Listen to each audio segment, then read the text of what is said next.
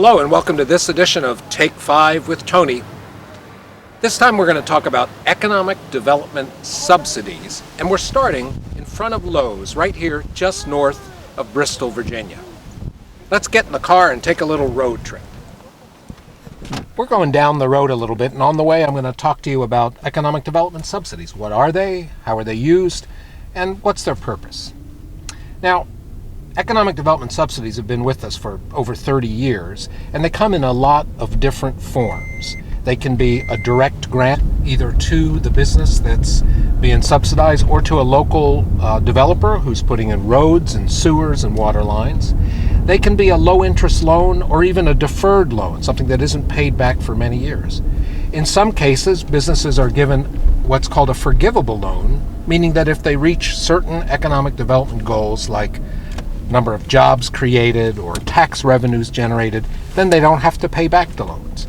But there are many different mechanisms, and they add up to a lot of money.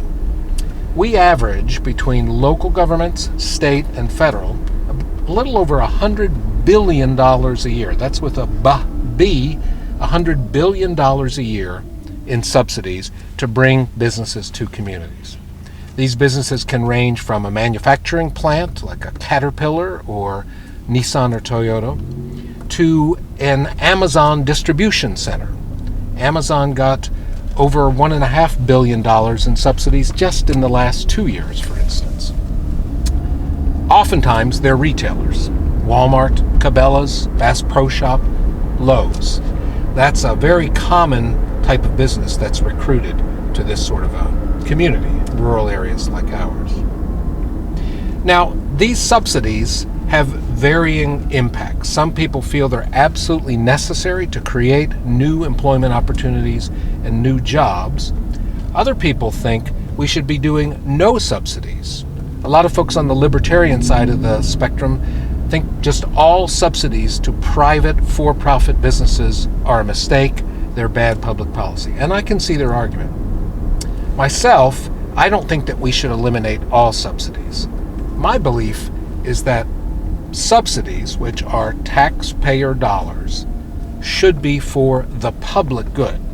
They might help a business get started, but their main goal should be for a public purpose. That's strengthening the economy, creating better paying jobs than what currently exist, perhaps addressing an environmental or social problem in the community. But whatever it is, they should be for a public purpose. And often, they're not. Now, in this particular case, this Lowe's, just north of Bristol, is at exit 7 on Interstate 81 in southwestern Virginia.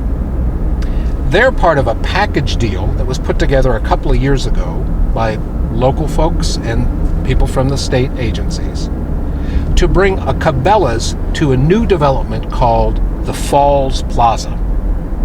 Now, the Cabela's got over $50 million to set up shop here in southwest Virginia, just outside of Abingdon and Bristol. Lowe's was part of that deal, and as you'll see now, looking out the window, this is the new Lowe's that is coming to our region.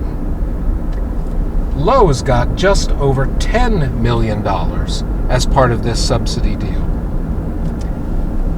Now that's to move from where we were about 3 minutes ago to here, around 1.5 or 1.6 miles.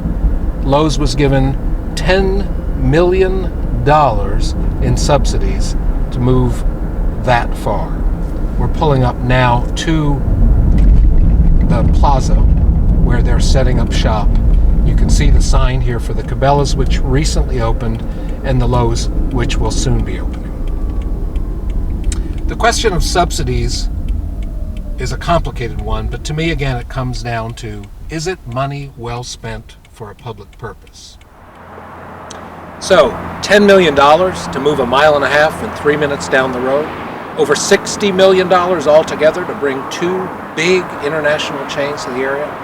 What if public subsidy money instead was spent on helping to grow homegrown locally based businesses like Berries here in Abingdon, Virginia, that sell many of the same items, but the money stays closer to home. That's part of building the bottom-up economy. We'll see you next time. Thanks.